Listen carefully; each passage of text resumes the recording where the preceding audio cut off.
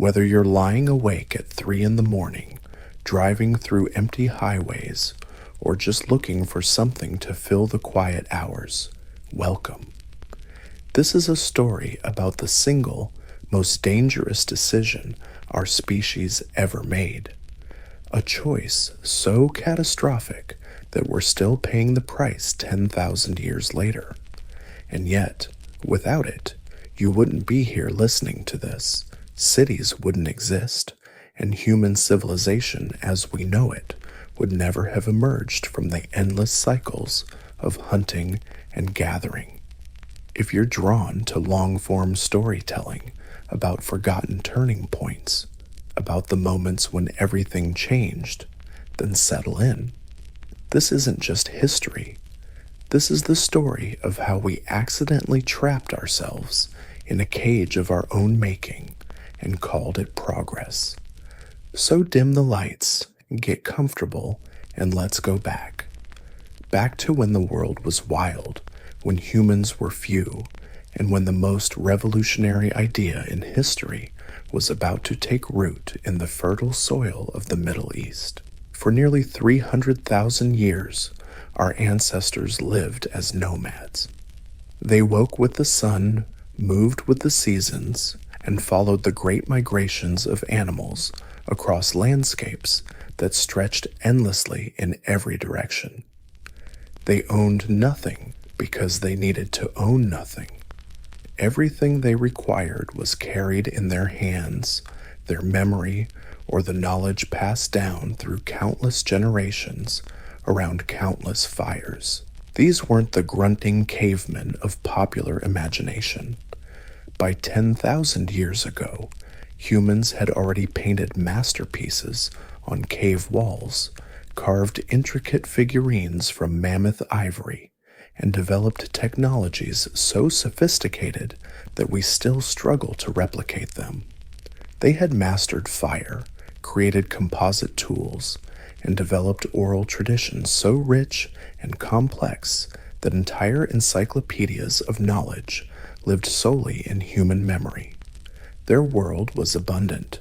Archaeological evidence from sites across the globe reveals a startling truth that challenges everything we thought we knew about prehistoric life. These hunter-gatherers weren't desperately scraping by on the edge of starvation. Their diets were diverse, nutritious, and reliable. Bone analysis shows they were taller, stronger, and healthier than the farmers who would eventually replace them. A typical foraging group might know and use over 200 different plant species. They understood which roots were edible and which were poisonous, when berries ripened and when nuts fell, where to find water in drought years, and how to read the subtle signs that predicted weather changes weeks in advance. This wasn't primitive knowledge. This was science without laboratories, medicine without hospitals, and education without schools. And they worked less than we do.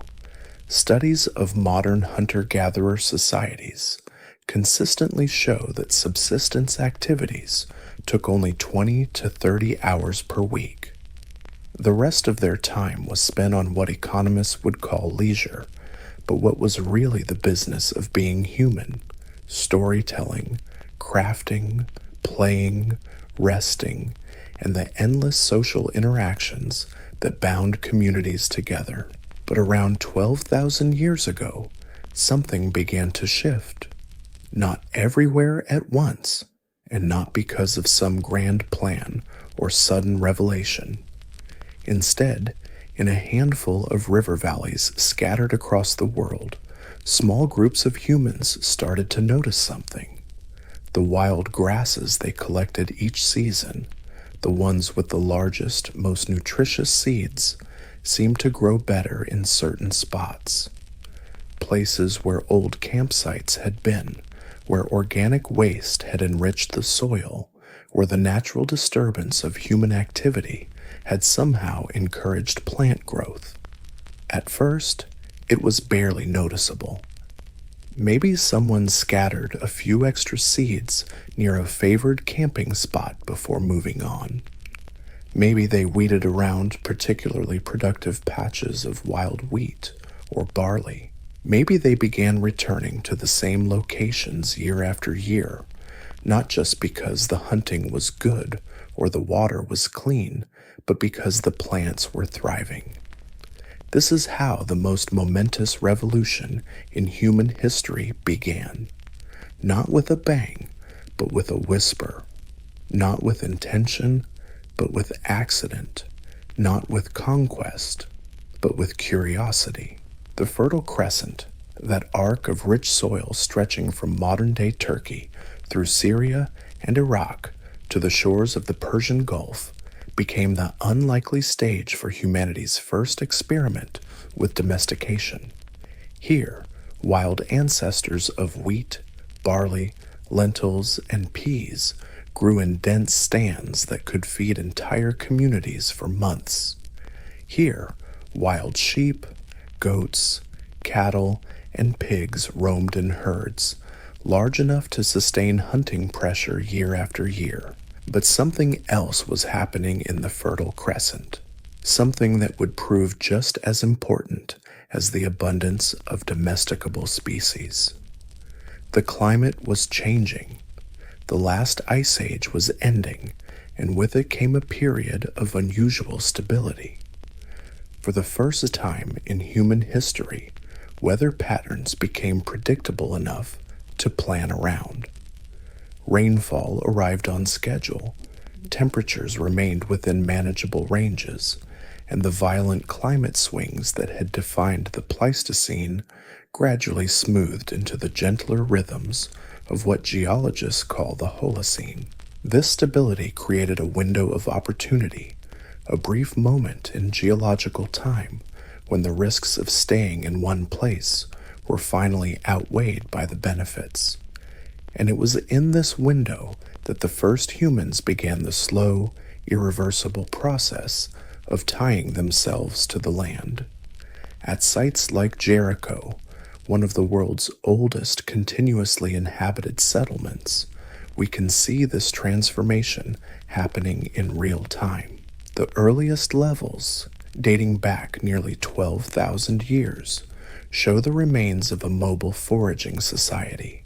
Simple shelters, temporary hearths, and tool assemblages designed for people who moved frequently and traveled light. But as we move up through the archaeological layers, something changes. The shelters become more substantial, built to last months rather than weeks. Storage pits appear, designed to hold surplus grain through lean seasons. The tool assemblages shift from portable, multi-purpose implements to specialized equipment for processing specific crops. And then, in levels dating to around 9,000 years ago, we find something unprecedented in human history. A wall, not a simple windbreak or temporary barrier, but a massive stone fortification complete with towers and gates. This wasn't built by nomads. This was built by people who had something to defend, something they couldn't simply pack up and carry away when danger approached. The wall at Jericho represents more than just a shift in architecture. It represents a fundamental change in human psychology. For the first time in our species' existence, we had become attached to place rather than process, to possessions rather than relationships, to territory rather than territory. But why build a wall at all? What were they defending against? The traditional answer has always been other humans, rival groups competing for the same resources. But recent archaeological work suggests something more complex and more troubling. They weren't just defending against external enemies. They were defending against the consequences of their own success. Because here's the thing about farming that nobody tells you. It works too well. A single acre of cultivated wheat can feed far more people than 100 acres of wild grassland. Population densities that would have been impossible for hunter-gatherers suddenly became not just feasible, but inevitable. Villages that started with 50 people grew to 500, then 5,000, and with that growth came problems that nomadic societies had never faced. Waste disposal in permanent settlements, disease transmission in crowded conditions, social tensions when people couldn't simply walk away from conflicts, resource management when the landscape couldn't regenerate between human impacts. The wall at Jericho wasn't just keeping enemies out, it was keeping farmers in. It was the first physical manifestation of a trap that we're still living in today. Because once you've invested years of labor in clearing fields, building irrigation systems, and constructing permanent shelters, you can't just abandon them when things get difficult. You have to stay and fight. You have to defend what you've built, even when what you've built is slowly destroying the world that created you. This is the paradox at the heart of the Neolithic Revolution. Every solution created new problems. Every advance demanded new sacrifices. Every step toward civilization was also a step away from the freedom, health, and ecological balance that had sustained our species for hundreds of thousands of years. But there was no going back. Because once some groups had made the transition to agriculture, they held an insurmountable advantage in any competition with their hunter-gatherer neighbors. Farmers could support much larger populations, maintain standing armies, and accumulate the material surpluses necessary for technological innovation. Within just a few thousand years, agricultural societies had spread across the globe, not because farming was better for individual humans, but because farming was better at producing humans. The transformation wasn't just about food production, it was about time itself. Hunter-gatherers lived in what anthropologists call mythic time, a cyclical rhythm where past, present, and future flowed together in endless repetition. The seasons returned, the animals migrated, the stories were retold, and life followed patterns that had remained essentially unchanged for millennia. But farmers had to think linearly. They had to plan for specific futures, manage resources across seasons, and coordinate labor according to rigid schedules. They invented the calendar not to mark celebrations, but to predict when crops needed planting. They developed mathematics not for abstract contemplation, but to calculate seed ratios and harvest yields. And with linear time came linear thinking, cause and effect, problem and solution, progress and regress. The cyclical worldview that had sustained hunter-gatherers for countless generations gave way to the progressive mindset that still dominates human thinking today. The idea that tomorrow should be better than yesterday, that problems exist to be solved, that the natural world exists to be improved upon. This shift in consciousness was perhaps more revolutionary than any change in technology or social organization, because once humans began to see themselves as separate from nature rather than part of it, once they began to imagine that the world could be remade according to human desires rather than natural rhythms, there was no limit to what they might attempt to control. The first farmers didn't wake up one morning and decide to reinvent human civilization. They made small choices, practical decisions that seemed reasonable at the time. A family might notice that the wild emmer wheat grew thicker near their winter camp, so they decided to stay a few extra weeks to harvest it. Another group might have scattered some leftover grain near a reliable water source, thinking they'd return next season to see what grew. These weren't grand gestures toward progress. They were tiny acts of optimization, the same kind of problem solving that had kept humans alive for 300 millennia. But each small decision created new constraints, new dependencies, new reasons to stay put just a little longer. The archaeological record from sites like Abu Huraira in Syria tells this story in microscopic detail. In the earliest levels, dating back 13,000 years, we find the remains of a classic foraging society. Over 150 different plant species in their diet, gazelle bones showing seasonal hunting patterns, toolkits designed for mobility and flexibility. But layer by layer, year by year, we can watch this flexibility disappear. The plant species become fewer but more concentrated. The animal bones shift from wild gazelle to domesticated sheep and goats. The tools become heavier, more specialized, designed for people who no longer need to carry everything they own. And in the human bones themselves, we see the physical cost of this transition.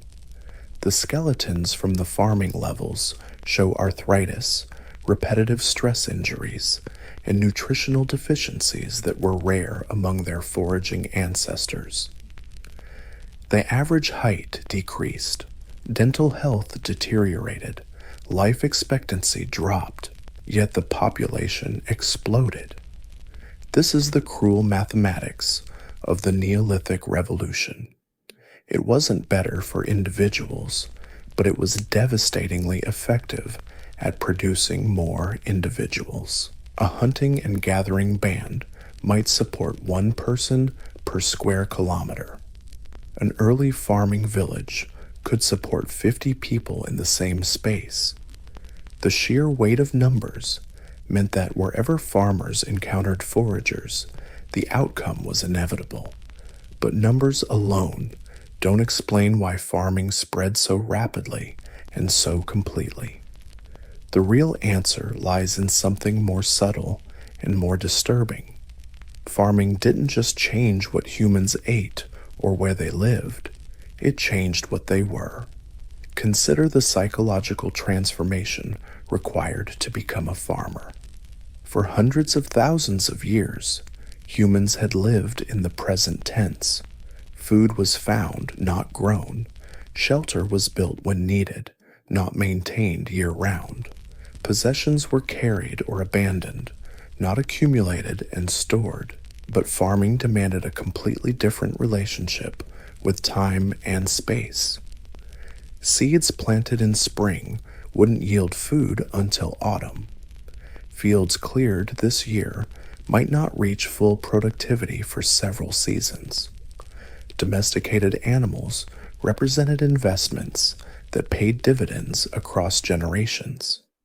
This shift toward delayed gratification, toward thinking in terms of years rather than days, toward managing resources across seasons and cycles, fundamentally rewired human consciousness. We became creatures of anticipation and anxiety, constantly planning for futures that might never arrive, constantly worried about variables beyond our control. The weather became an obsession. Crop diseases became catastrophes. Failed harvests became famines. Hunter-gatherers had always lived with uncertainty, but they'd also lived with options. If one food source failed, they moved to another.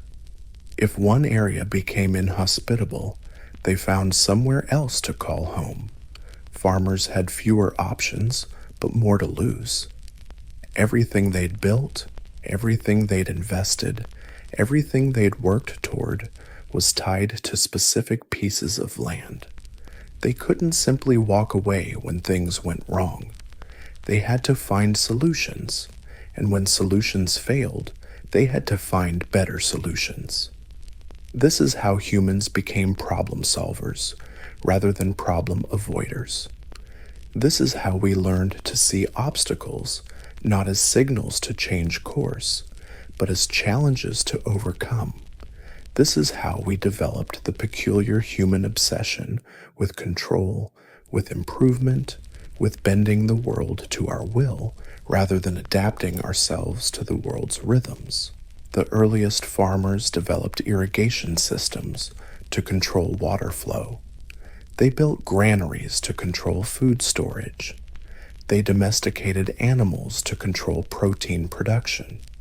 Each innovation solved immediate problems while creating new dependencies, new vulnerabilities, new reasons to innovate further. At Çatalhöyük in Turkey, one of the world's earliest cities, we can see this process accelerating.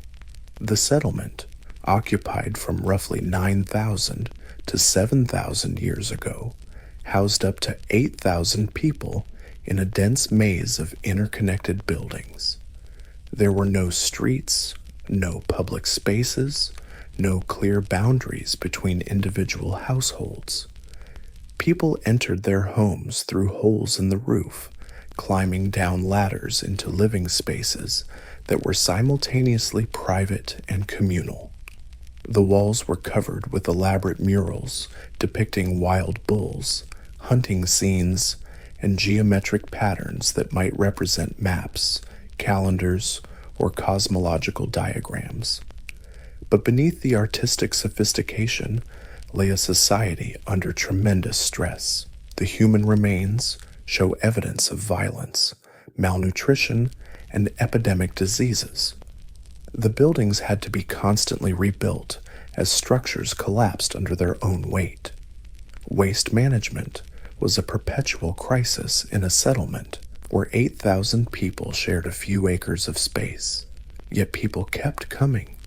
The city kept growing because despite the problems, despite the stress, despite the violence and disease and overcrowding, Çatalhöyük offered something that nomadic life couldn't match.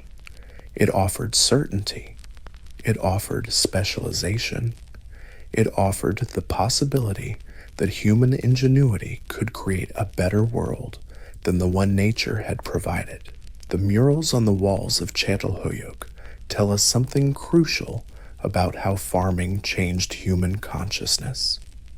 Unlike the cave paintings created by hunter-gatherers, which depicted animals as they appeared in nature, the art at Çatalhöyük showed animals as humans wished them to be. Bulls were painted larger than life, more perfect than any real bull. Hunting scenes showed humans always triumphant, prey always abundant. This wasn't documentary art. This was aspirational art. Art that depicted not what was, but what could be. Art that revealed a species learning to imagine alternatives to natural reality, learning to envision worlds that didn't yet exist, but might someday be built. The transition from foraging to farming wasn't just about food production. It was about the birth of human ambition, the discovery that reality was negotiable, that the given world was just a starting point for something better. This realization was simultaneously the most liberating and most dangerous idea our species ever developed. Because once humans learned to see the world as improvable, there was no natural limit to their improvements. Once they discovered that human effort could create abundance where nature provided scarcity, they began to imagine that human effort could solve any problem, overcome any obstacle, perfect any imperfection. The farmers of the early Neolithic were still connected to natural rhythms, still dependent on seasonal cycles, still vulnerable to droughts and floods and the other forces beyond human control. But they'd taken the first steps toward the illusion of mastery that would define all subsequent human development. They'd planted the seeds of civilization, not knowing they were also planting the seeds of humanity's greatest triumphs and most terrible mistakes. Because the same impulse that led to agriculture would eventually lead to cities, to empires, to industrial revolution, to technologies that could reshape continents and alter the climate of the entire planet. The Neolithic Revolution didn't just change how humans lived, it changed what humans thought they were capable of. And once that change took hold, once our species developed the conviction that the world existed to be improved rather than simply inhabited, there was no force on Earth that could contain the consequences. The trap was closing, but it wouldn't be fully sprung for several thousand more years. First would come the villages, then the towns, then the cities, then the empires. Each step seemed logical, even inevitable, when viewed from inside the process. Each innovation solved real problems, met genuine needs, improved actual lives. But each step also moved humanity further from the ecological balance that had sustained us for hundreds of thousands of years, further from the social structures that had kept us healthy and relatively peaceful, further from the cyclical worldview that had made meaning from repetition rather than progress. The farmers of 10,000 years ago couldn't have imagined where their small experiments with plant domestication would ultimately lead.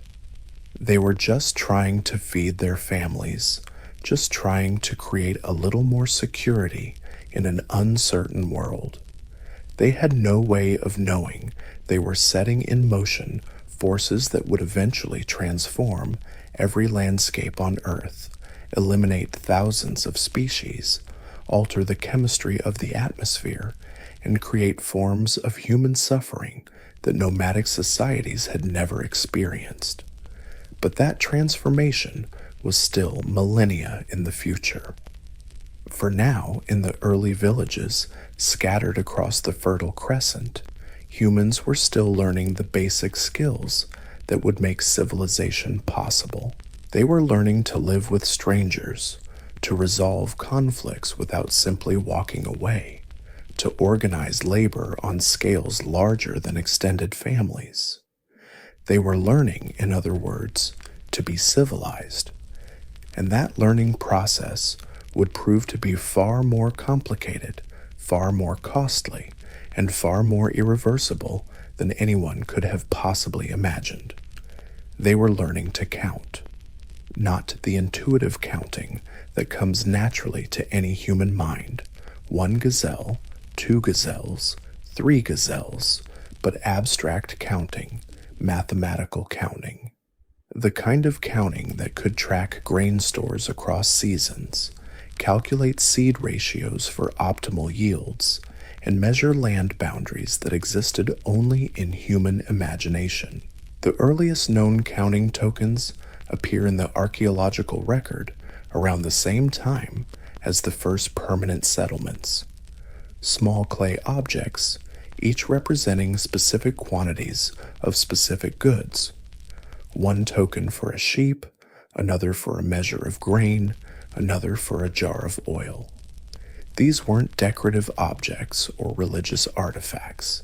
They were the world's first accounting system, born from the practical necessity of managing resources too complex for human memory alone. But counting led to something far more dangerous than bookkeeping. It led to the concept of ownership. Because once you could measure and record quantities, you could also determine who controlled those quantities, who owned which fields, who owed what debt, who deserved which share of the harvest. Hunter-gatherers had possessed things, of course, tools, weapons, ornaments, sacred objects. But possession in nomadic societies was limited by a simple physical constraint. You could only own what you could carry. Everything else belonged to the landscape. to the group, to the endless cycle of seasons and migrations. Farmers faced no such limitations. They could accumulate grain in massive stone granaries. They could breed livestock in numbers that would have been impossible for mobile societies to manage. They could build houses, workshops, temples, and monuments that would endure for generations. For the first time in human history, wealth could outlive the people who created it. This shift from portable possessions to accumulated property changed the fundamental structure of human society. Among hunter-gatherers, status was largely situational and temporary. The best tracker might lead during hunting season, the most skilled storyteller during winter gatherings, the wisest elder during times of crisis.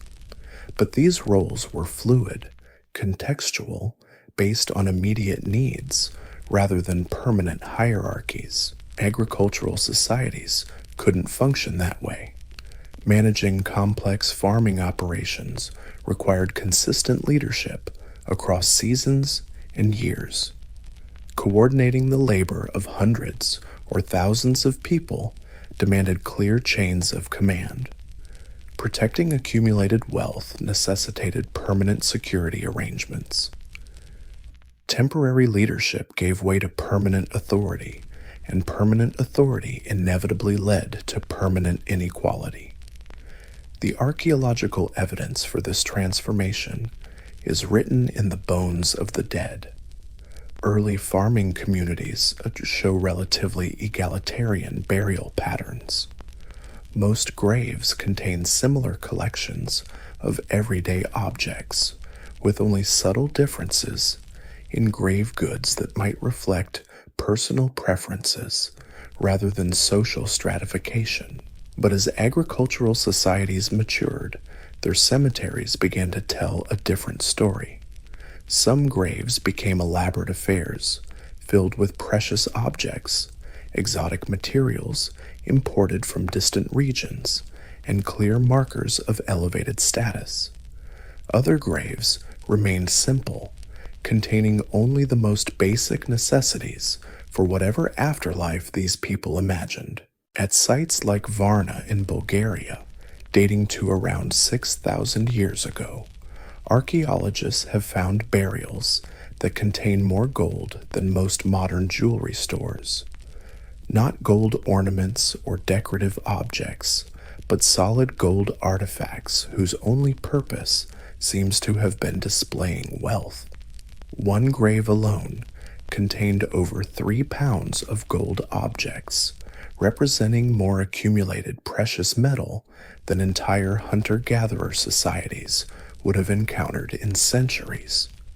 But the most telling detail isn't the presence of gold in rich graves. It's the complete absence of gold in poor ones. For the first time in human history, some people were being buried with evidence of vast material wealth, while others were being buried with evidence of having owned almost nothing at all. This wasn't just inequality of possessions. It was inequality of opportunity, inequality of power, inequality of basic human dignity. Because in agricultural societies, unlike nomadic ones, your circumstances at birth largely determined your circumstances at death. The children of wealthy farmers inherited land, livestock, and accumulated resources. The children of poor farmers inherited debt, obligation, and dependency. Social mobility, which had been the default condition for mobile societies, became the rare exception in settled ones. Most people were born into specific roles: farmer, herder, craftsperson, laborer, and died in those same roles, regardless of their individual talents, interests, or ambitions.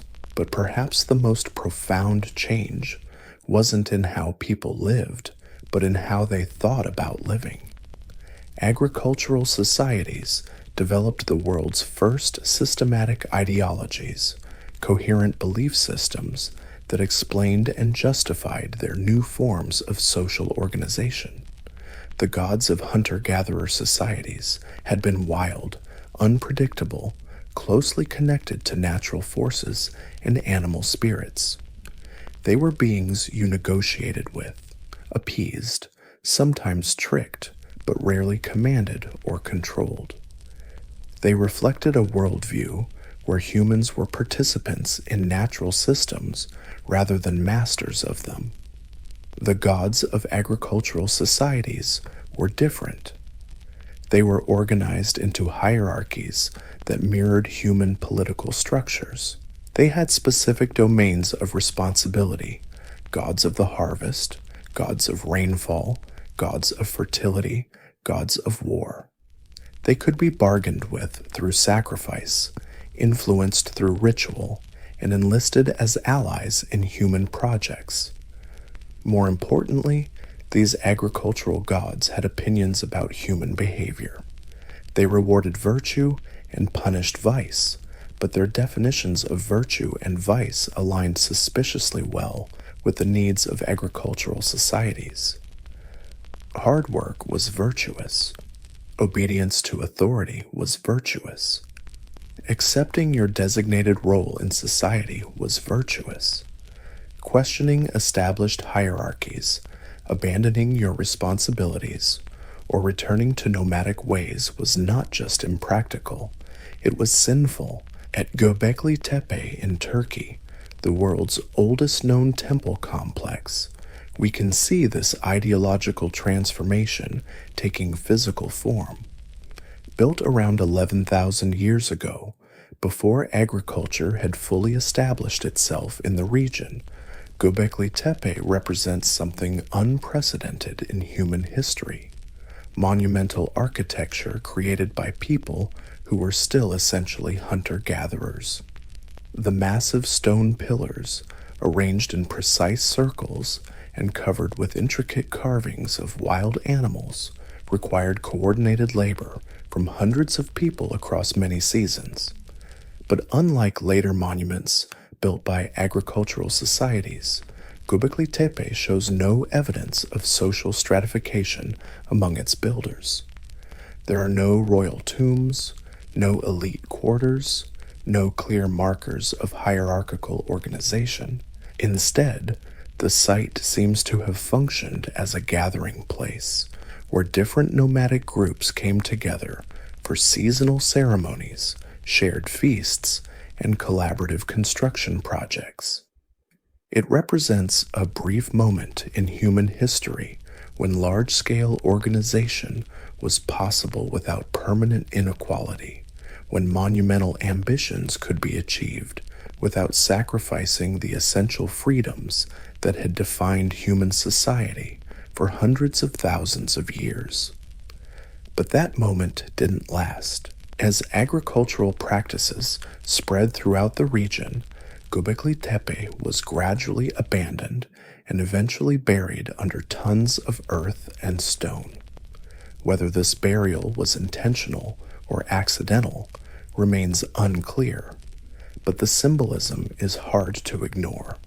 The old ways were literally being covered up, forgotten, replaced by new forms of organization that had no room for the kind of egalitarian cooperation that had built those mysterious circles of stone. The transition wasn't immediate or uniform.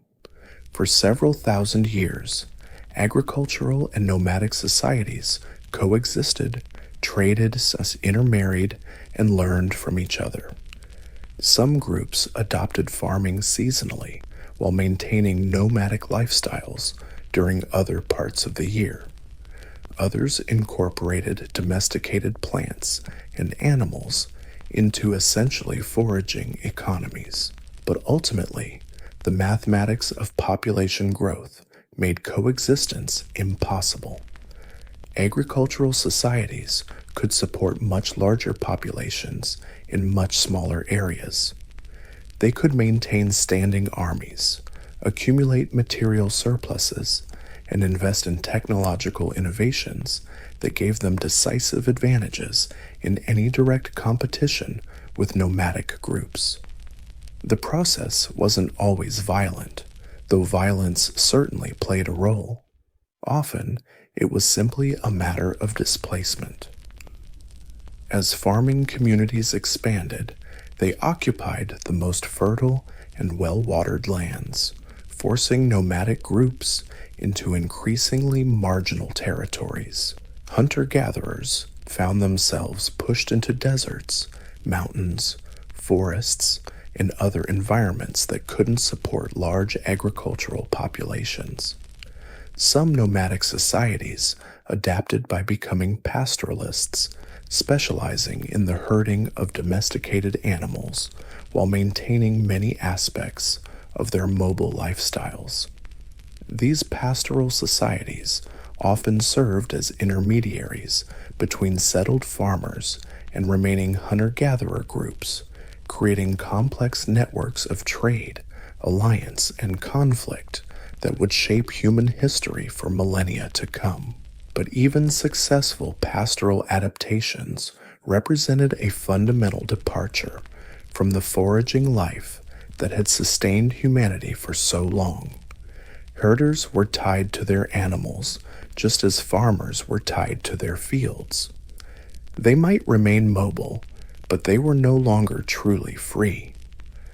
Their movements were constrained by the needs of their livestock, their social structures shaped by the requirements of animal management, their worldviews increasingly dominated by concepts of ownership and control. The last free hunters were being systematically eliminated, not through genocide or conquest, but through the inexorable logic of agricultural expansion. Each generation saw fewer wild spaces, fewer wild animals, fewer opportunities for the kind of life that had once been humanity's only option. Those who resisted this transformation found themselves cast as barbarians, savages, obstacles to progress and civilization. The agricultural societies developed elaborate justifications for their expansion, stories that portrayed settled life as naturally superior to nomadic life, farming as more virtuous than foraging, civilization as the inevitable destination of human development. These weren't necessarily conscious propaganda campaigns. The people telling these stories genuinely believed them because the stories helped make sense of the radical changes they were experiencing. When your entire way of life depends on staying in one place, working the same fields year after year, accepting rigid social hierarchies and permanent inequalities, you need to believe that this way of life is not just necessary, but good. So, the alternative, acknowledging that agriculture was a trap that had sacrificed human freedom, health, and happiness for the sake of population growth and technological development, was too psychologically devastating to contemplate. But the trap of life became more entrenched, more complex was still closing. With each passing generation, the agricultural way, more difficult to abandon. Settlements grew into villages, villages grew into towns, towns grew into cities. Social hierarchies became more rigid, technological systems more intricate, human beings more dependent on artificial environments of their own creation. The surplus grain that had initially seemed like such an obvious advantage began to create problems that nomadic societies had never faced. Stored grain attracted rodents, insects, and fungal infections. Large populations, concentrated in small areas, generated waste that contaminated water sources and soil. Epidemic diseases, rare among scattered hunter-gatherer bands, became routine killers in dense agricultural settlements. Each problem demanded solutions, and each solution created new problems, requiring additional solutions. Pest control led to the development of poisons that also harmed humans. Waste management required complex engineering projects that demanded specialized knowledge and coordinated labor. Disease control necessitated medical specialists, quarantine procedures, and eventually the identification of entire classes of people as inherently unclean or dangerous. The simple life of the early farmers was becoming anything but simple. Every aspect of existence required management, oversight, expert knowledge. The intuitive skills that had once enabled any human to find food, create shelter, make tools, and navigate social relationships were being replaced by specialized knowledge that took years to acquire and could only be maintained through constant practice. For the first time in human history, it became possible for people to be genuinely helpless, unable to meet their basic survival needs without depending on complex social and technological systems. A hunter-gatherer separated from their group might struggle, but they retained the fundamental skills necessary for independent survival. A farmer separated from their community faced a much bleaker prospect. This dependency wasn't accidental. It was built into the structure of agricultural society. Specialization made the system more efficient, but it also made individuals within the system more vulnerable. The blacksmith who couldn't farm, the farmer who couldn't make tools, the priest who couldn't do either, each was entirely dependent on the others for survival. That dependency created new forms of power and new opportunities for exploitation. Those who controlled the most essential resources, land, water, stored grain, specialized knowledge, could extract tribute, labor, and obedience from those who depended on access to those resources. The egalitarian ethos that had characterized hunter-gatherer societies became not just impractical, but dangerous in agricultural contexts. If everyone was truly equal, who would organize the massive labor projects that farming required? Who would make the difficult decisions about resource allocation during lean years? Who would maintain order when thousands of people with different interests and backgrounds were forced to live in close proximity? Agricultural societies answered these questions by institutionalizing inequality. They created formal classes of rulers and subjects, masters and servants, owners and workers. They developed legal systems that codified these relationships and religious systems that sanctified them. They built physical structures, walls, palaces, temples, that literally elevated some people above others. These weren't temporary expedients or unfortunate side effects of agricultural development. They were functional requirements, necessary components of any society complex enough to support large populations through farming. The alternative wasn't reformed agriculture, but return to foraging. And return to foraging meant accepting the population levels that foraging could sustain. By the time agricultural societies were fully established, that alternative was no longer viable. The world contained too many people for hunting and gathering to feed them all. The landscapes that had once supported abundant wild resources had been converted to farmland, pasture, and settlements. The knowledge and skills necessary for successful foraging had been lost, forgotten, or actively suppressed. Humanity had crossed a threshold from which there could be no return.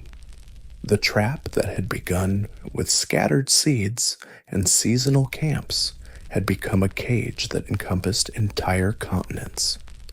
The species that had once roamed freely across endless landscapes now found itself confined to artificial environments of its own creation, dependent on technologies it barely understood, subject to social hierarchies that served no one's interests except those at the very top. And yet, paradoxically, this cage was also the foundation for everything we now consider distinctly human. Art, literature, music, philosophy, science, mathematics, all emerged from the surplus time and energy that agricultural society made possible. The same specialization that created dependency also created expertise. The same inequality that generated suffering also generated the resources necessary for monumental achievements. The cities that would soon rise from these early farming villages would become centers of learning and creativity unlike anything the world had ever seen. The complex social hierarchies that seemed so oppressive would also enable forms of cooperation and coordination that would eventually carry humans to every corner of the planet and beyond. The Neolithic Revolution was simultaneously humanity's greatest disaster and its greatest triumph.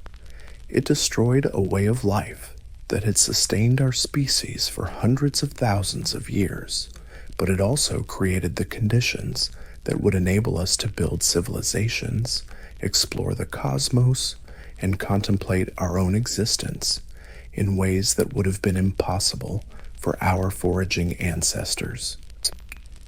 The farmers working their fields 10,000 years ago couldn't have imagined the ultimate consequences of their simple decision to plant seeds instead of simply gathering them.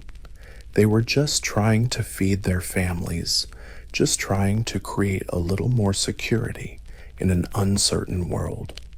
But their small innovations had set in motion forces that would reshape every aspect of human existence, creating forms of abundance and forms of misery that the natural world had never produced. The revolution was accelerating now, moving beyond individual villages and regional experiments towards something larger, more systematic, more irreversible. The age of cities was about to begin, and with it would come new forms of human organization that would make the early farming communities seem as simple and innocent as the hunter-gatherer bands they had replaced. But that transformation was still generations away. For now, in the scattered villages of the early Neolithic, humans were still learning the basic skills that civilization would require. They were learning to live with strangers, to accept permanent inequality, to depend on systems too complex for any individual to fully understand. They were learning, in other words, to be us. The first cities didn't announce themselves with fanfare or grand declarations.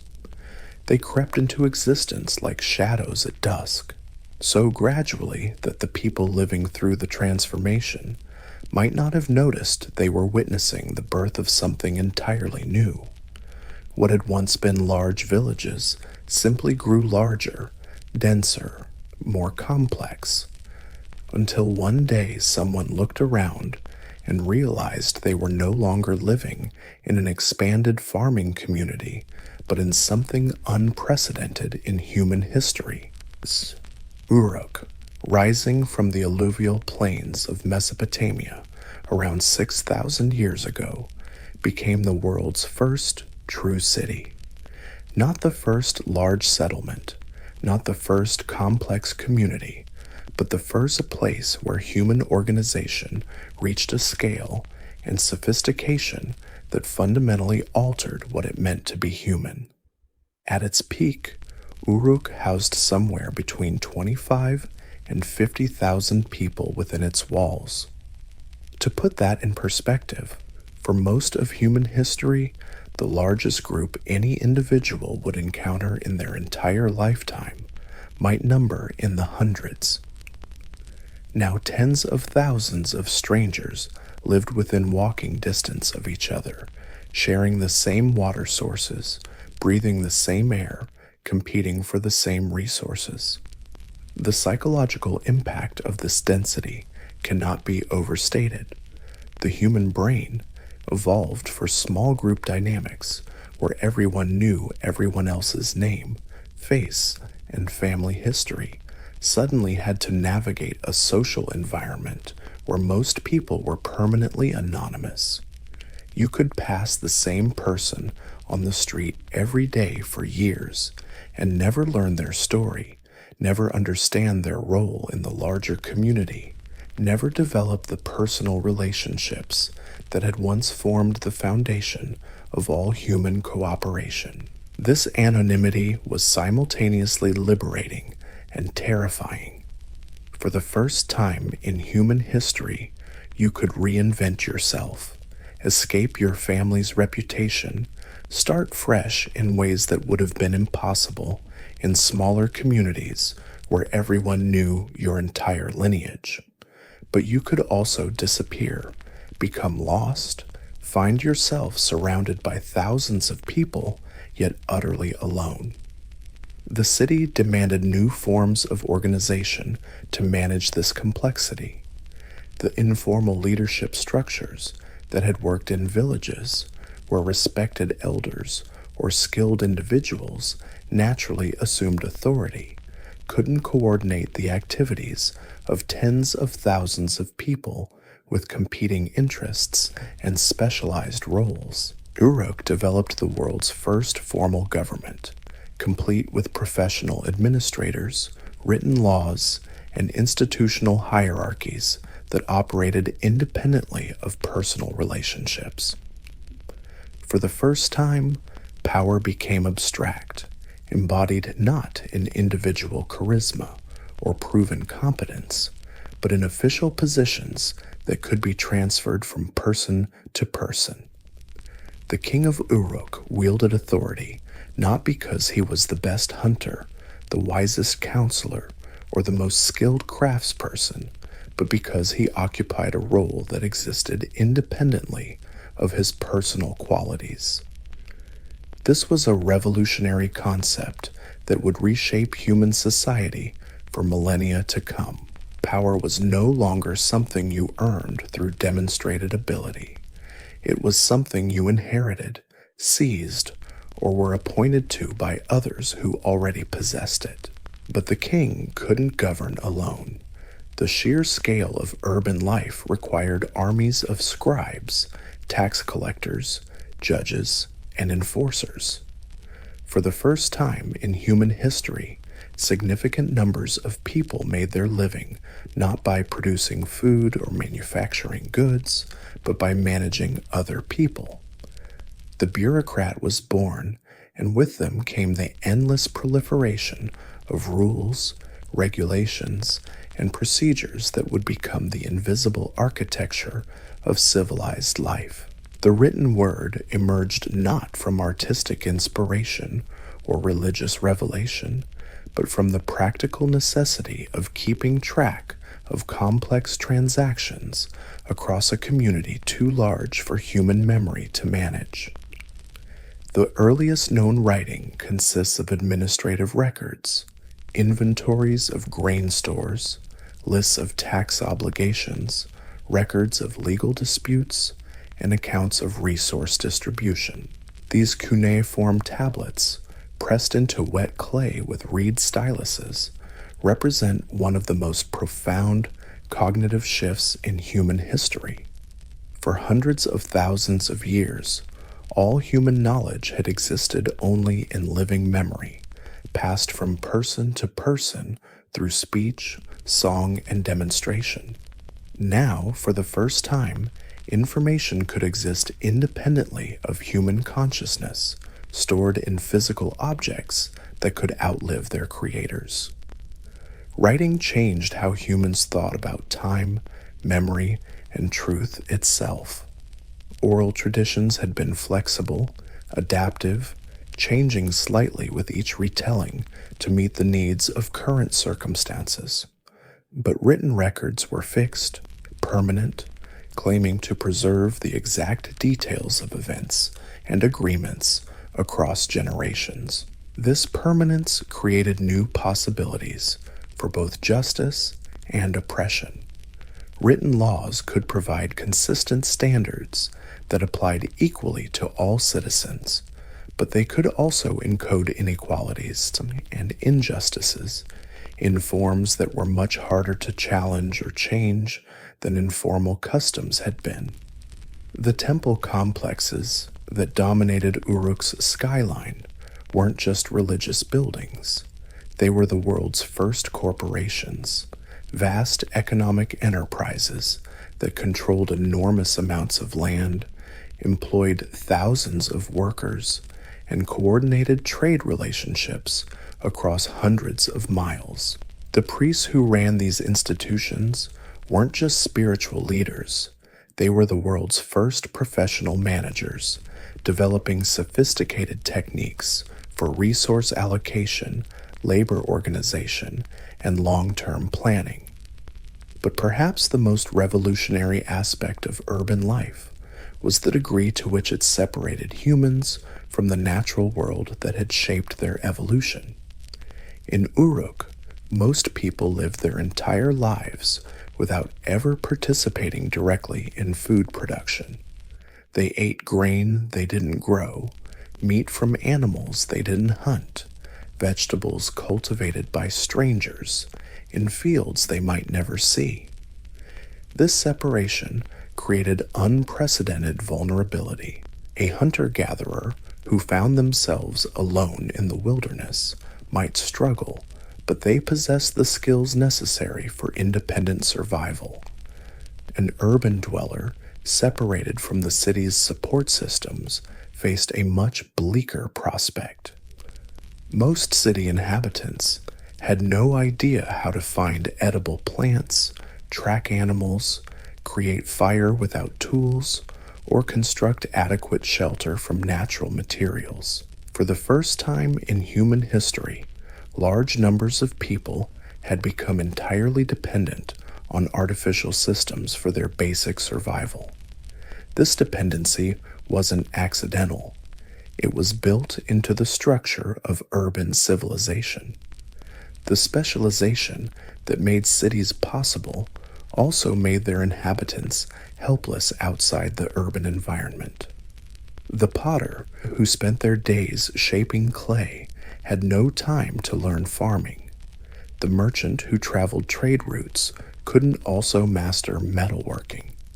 The scribe who kept administrative records couldn't simultaneously develop hunting skills.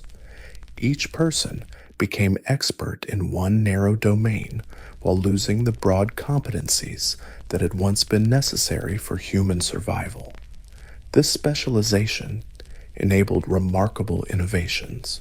Urban craftspeople, freed from the need to produce their own food, could dedicate themselves entirely to perfecting their skills. The quality of pottery, metalwork, textiles, and other manufactured goods improved dramatically. Technologies that would have been impossible for part-time artisans working in small villages became routine achievements for full-time specialists supported by urban infrastructure. But specialization also created new forms of inequality, more extreme than anything agricultural villages had experienced. In farming communities, everyone understood the basic requirements of survival, and differences in wealth or status were constrained by the practical limits of what individuals could accumulate and manage. In cities, some people controlled resources and knowledge that others couldn't even comprehend, creating power imbalances that had no natural limits. The palace elites of Uruk lived in luxury that would have been unimaginable to earlier generations. Archaeological excavations reveal rooms decorated with precious metals and exotic materials imported from thousands of miles away, elaborate furniture crafted by master artisans, and personal possessions that represented more accumulated wealth than entire villages had once controlled. Meanwhile, the urban poor lived in conditions that were often worse than what their farming ancestors had experienced. Crowded into cramped quarters with inadequate sanitation, breathing air polluted by industrial activities, eating monotonous diets of processed grains, they suffered from diseases and malnutrition that had been rare in smaller communities.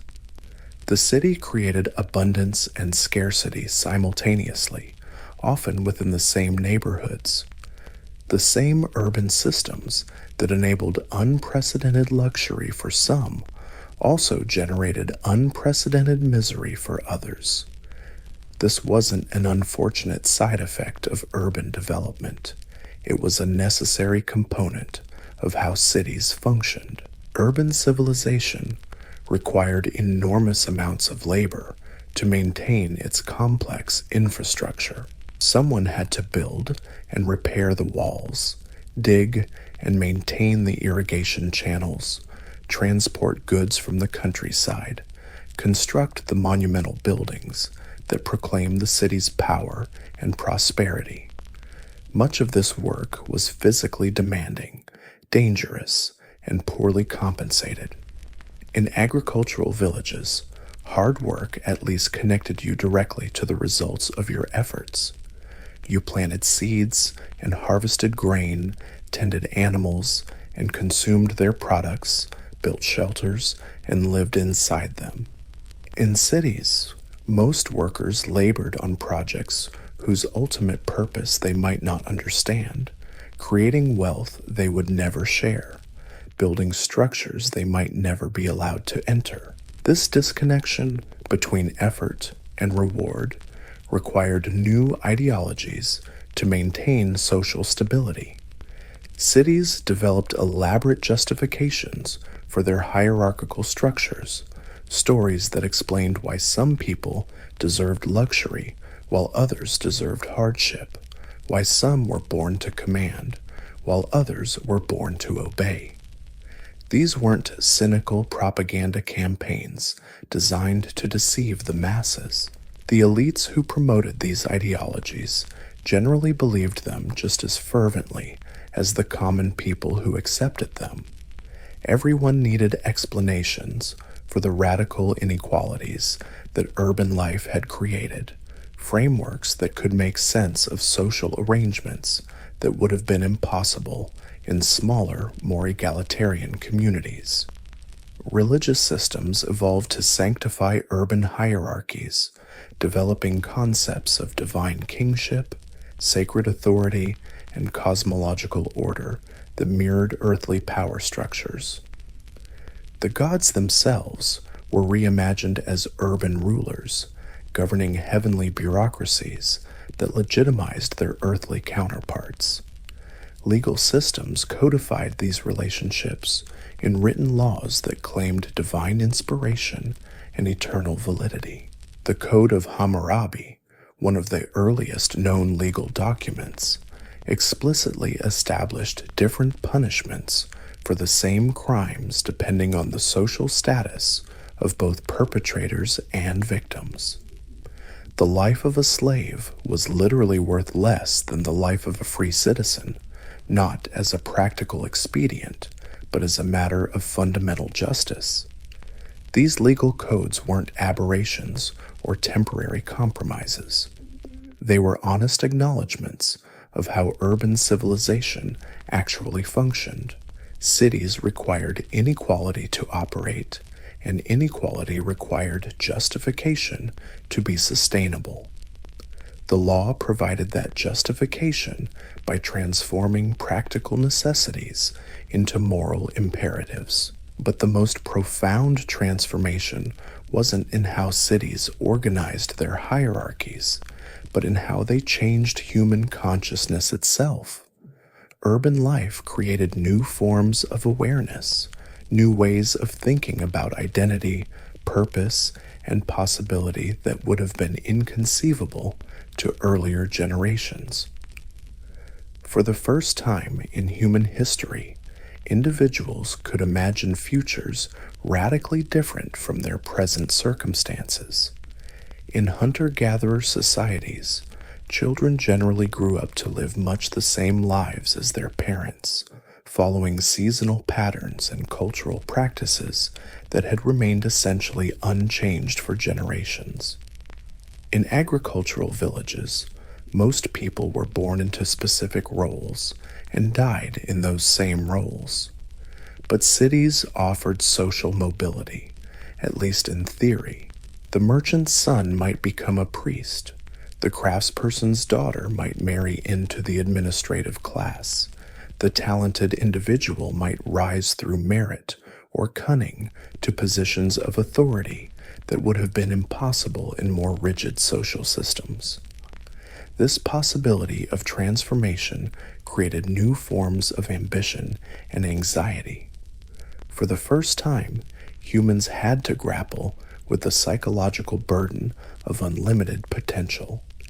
If you could theoretically become anything, then whatever you actually became reflected not just circumstances, but choices, not just fate, but personal responsibility.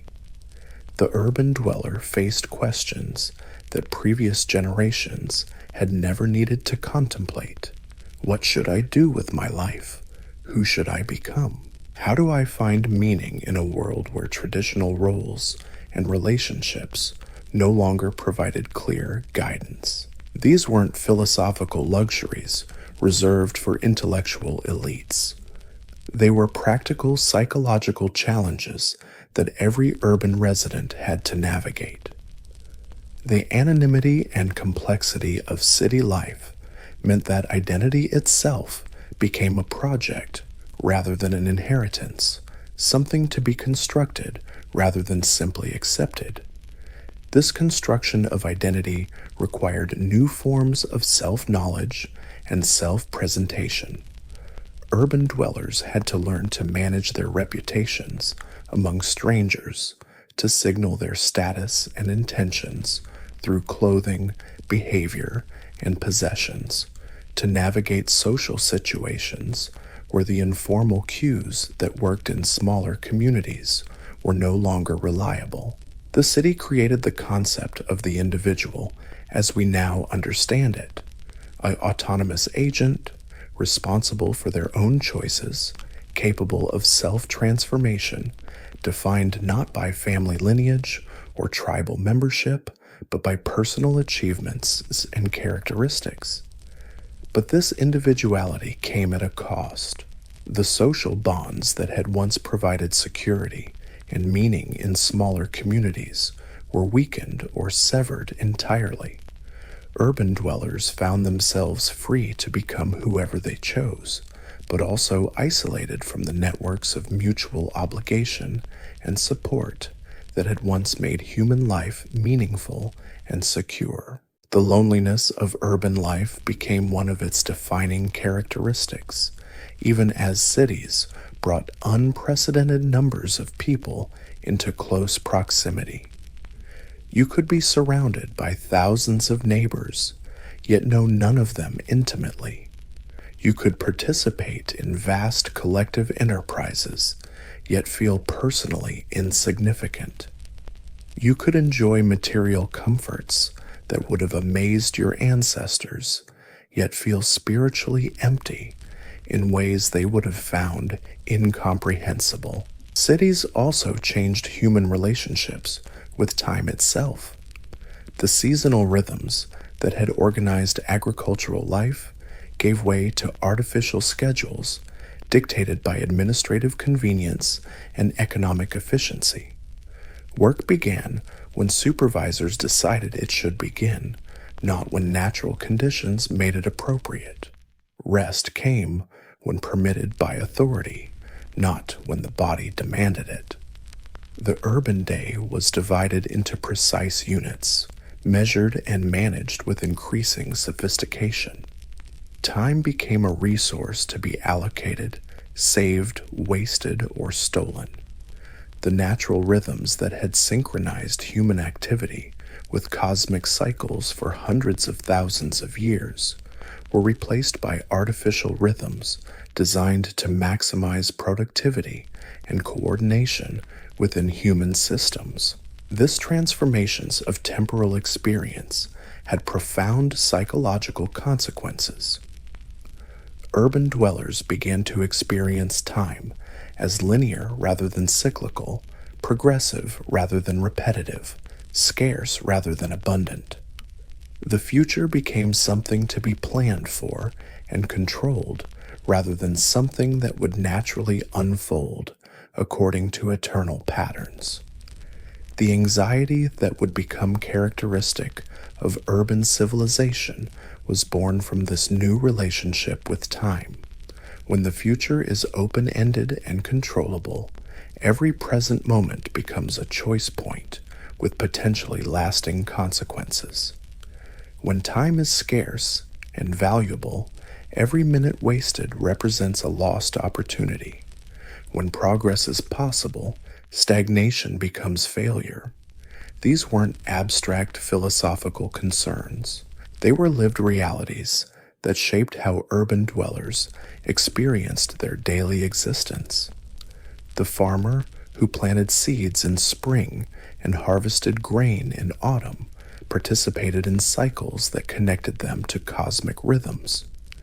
The urban worker who reported to a supervisor at a prescribed time to perform repetitive tasks until released participated in artificial rhythms that served human institutions rather than natural patterns.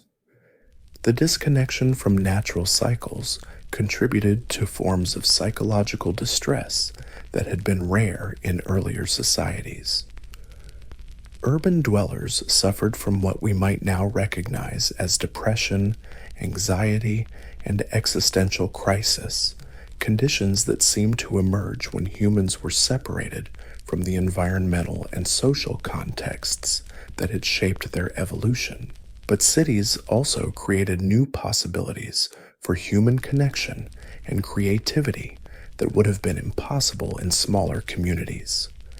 The concentration of diverse people, skills, and resources enabled forms of artistic, intellectual, and technological achievement that transformed human understanding of what was possible.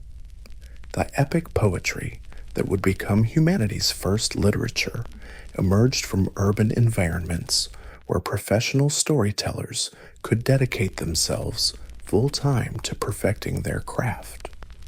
The mathematical and astronomical knowledge that would eventually enable navigation, architecture, and engineering developed in urban centers where scribes and scholars could build on each other's work across generations.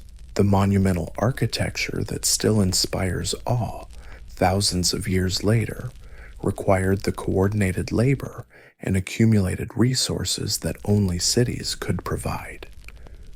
The ziggurats of Mesopotamia, the pyramids of Egypt, the temples of the Indus Valley, all testified to forms of human ambition and capability that would have been inconceivable without urban organization.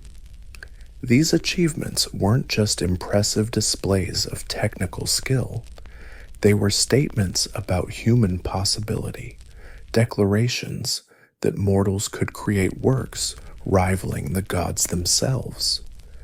The city taught humans to think in terms of permanence, legacy, and transcendence in ways that nomadic and agricultural societies never had. But transcendence came at a price. The same urban systems that enabled monumental achievements also created forms of human suffering that the natural world had never produced. Slavery, warfare, environmental destruction, and systematic oppression all reached new heights of intensity and sophistication in urban environments. The city was simultaneously humanity's greatest achievement and its most dangerous experiment. It solved problems that had limited human development for hundreds of thousands of years, but it also created problems that threatened to destroy the very foundations of human civilization. The revolution that had begun with scattered seeds and seasonal camps was now accelerating beyond anyone's ability to control or fully comprehend. The forces unleashed by urban development would soon spread across continents, transforming landscapes, eliminating entire ways of life, and setting the stage for conflicts and catastrophes that would dwarf anything humanity had previously experienced. The trap was no longer closing, it had closed. There was no going back to simpler times, no return to the ecological balance and social equality that had characterized earlier forms of human organization. The path forward led through increasingly complex forms of civilization, each solving old problems while creating new ones, each achieving greater heights while risking greater disasters. The humans walking the streets of Uruk 6,000 years ago couldn't have imagined where their urban experiment would ultimately lead. They were just trying to manage the practical challenges of living together in unprecedented numbers, just trying to create systems that could coordinate complex activities across large populations. But their innovations had set in motion forces that would eventually reshape every aspect of human existence, creating forms of power and knowledge that would enable their descendants to build empires spanning continents, develop technologies that could alter the planet's climate, and contemplate questions about existence and meaning that would have been incomprehensible to earlier generations. The age of cities had begun, and with it came the promise and peril of everything we now call civilization. The next chapter of human development would unfold on an even grander scale, with even higher stakes, as the urban experiment spread across the ancient world and began to transform entire regions into something the earth had never seen before. The scribes bent over their clay tablets in the temple complexes of Uruk had no idea they were documenting the birth of something that would consume the world. Their careful cuneiform marks, recording grain shipments, tax obligations, and labor assignments, seemed like simple administrative tasks. But each pressed wedge in wet clay was actually a neuron firing in the brain of a vast new organism, one that would grow to encompass continents and reshape the very chemistry of the atmosphere. Because what emerged from those first cities wasn't just a new way of organizing human settlements. It was a new form of life entirely, one that fed on human labor and natural resources with an appetite that would prove to be literally insatiable. The urban civilization spreading outward from Mesopotamia was developing its own logic, its own imperatives, its own forms of reproduction and growth that operated independently of human intention or control. Trade routes became the nervous system of this new organism. Merchants carrying copper from Anatolia, lapis lazuli from Afghanistan, and cedar wood from Lebanon weren't just engaging in commerce. They were creating the circulatory system that would allow urban civilization to expand far beyond the river valleys where it had originated. Each successful trade expedition strengthened the networks that bound distant regions together, making them increasingly dependent on resources and technologies they couldn't produce locally. The psychology of expansion was built into the structure of urban life itself. Cities required constant inputs of materials that their immediate environments couldn't provide. The bronze weapons that maintained their military superiority needed tin from distant mountains. The monumental architecture that proclaimed their power required stone quarried hundreds of miles away. The luxury goods that justified their social hierarchies demanded trade relationships spanning entire continents. This wasn't optional. Urban civilization couldn't remain static or self-contained without collapsing under its own contradictions. It had to grow, expand, incorporate new territories and populations into its sphere of influence, or face the kind of resource depletion and social breakdown that would make its complex hierarchies impossible to maintain. The Akkadian Empire, emerging around 4,500 years ago under Sargon the Great, became the world's first attempt to solve these problems through systematic conquest. Rather than depending on voluntary trade relationships that could be disrupted by conflict or competition, the Akkadians decided to directly control the territories that supplied their cities essential resources. This wasn't mere greed or ambition, though both played their roles. It was in logical response to the structural requirements of urban civilization. If your society depends on copper from specific mountain regions, silver from particular river valleys, and grain from certain agricultural areas, then controlling those regions becomes a matter of existential necessity rather than optional aggrandizement. But empire created its own problems. The administrative apparatus needed to govern distant territories dwarfed anything earlier civilizations had developed.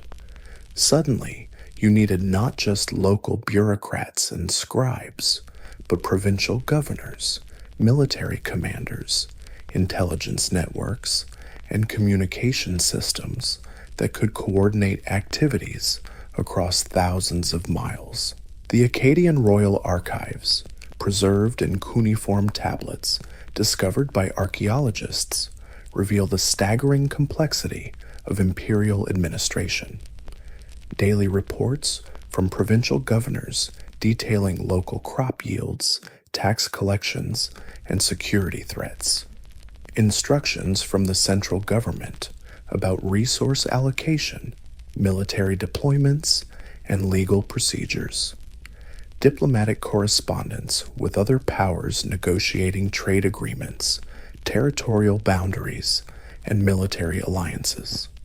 Each tablet represents hours of skilled labor by professional scribes, supported by vast networks of messengers, translators, and local officials. The information systems needed to govern an empire required more human resources than many entire cities had previously contained. The cure for urban civilization's resource problems was creating even greater resource demands. But the most profound change wasn't administrative, it was psychological. Empire transformed how humans thought about space, identity, and possibility in ways that would prove irreversible. For the first time in history, individuals could imagine themselves as part of something larger than their immediate community, larger even than their native region or ethnic group. The Akkadian soldier campaigning in distant mountains, the Mesopotamian administrator governing Syrian cities, the Anatolian merchant trading in Indus Valley ports, all participated in a form of identity that transcended the local loyalties that had defined human consciousness for hundreds of thousands of years. This cosmopolitan awareness created unprecedented opportunities for cultural exchange and technological innovation. Ideas, techniques, and artistic styles moved along imperial trade routes with a speed and scale that would have been impossible in earlier periods. The wheel, developed in one region, spread rapidly across the entire imperial network. Bronze working techniques, writing systems, and architectural innovations diffused throughout the known world within generations rather than millennia. But cosmopolitan identity also created new forms of alienation and psychological displacement. The imperial citizen might feel connected to a vast civilization, but they were also separated from the intimate local communities that had once provided meaning and security. They were citizens of everywhere and nowhere, participants in grand historical processes, but often powerless to influence the forces that shaped their daily lives. The environmental consequences of imperial expansion were becoming visible for the first time in human history. The cedar forests of Lebanon, systematically harvested to supply construction projects across the Mesopotamian Empire, began showing signs of depletion that would eventually reduce them to scattered remnants. The irrigation systems that supported intensive agriculture in river valleys started experiencing salinization problems that would plague the region for millennia. These weren't isolated incidents, but symptoms of a fundamental shift in humanity's relationship with the natural world. For hundreds of thousands of years, human impact on the environment had been local and temporary. Even large agricultural settlements had modified their immediate surroundings without affecting broader ecological systems. And so, here we are, 10,000 years later, still living inside the trap our ancestors accidentally built. Every morning we wake in artificial boxes, eat food grown by strangers, follow schedules that have nothing to do with the sun or seasons. We've forgotten the names of plants, the songs of birds, the rhythm of our own breath. We call this progress, but our hunter-gatherer ancestors would have called it madness. The Neolithic Revolution didn't just change how we live, it changed what we think we are. We became builders instead of dwellers, owners instead of sharers, consumers instead of participants. And now, as cities sprawl across continents and screens replace stars, we find ourselves homesick for a home we've never known, aching for freedoms we've never tasted, mourning a wildness we helped destroy. But perhaps that ache itself is the gift. Perhaps remembering where we came from is the first step toward imagining where we might go. Because the trap is still closing, the machine still accelerating, and somewhere in the space between what we've lost and what we might become lies the possibility of finding our way home.